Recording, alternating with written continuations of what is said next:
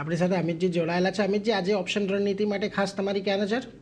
Definite જે હિસાબથી મેં જણાવ્યું કે એનાથી સ્ટ્રેન્થ સારી લાગી રહી છે, 2400ના નીચે જાય છે તો જ એનાથી પ્રેશર પાછું જોવા મળી શકે છે. વરના ઇન્ટરડે જે લેવલ અપસાઇડમાં પણ જોવા મળે છે એનાથી સ્ટ્રેન્થ જે હિસાબથી એ જે 24,270 લઈને 320ની રેન્જ આપણે ઇન્ટરડે ફ્રન્ટ પર અત્યારે જોવા મળી રહી છે. મને લાગે છે હજી એનાથી કેરી ફોરવર્ડ બાઇંગ આપણને જોવા મળી શકે છે.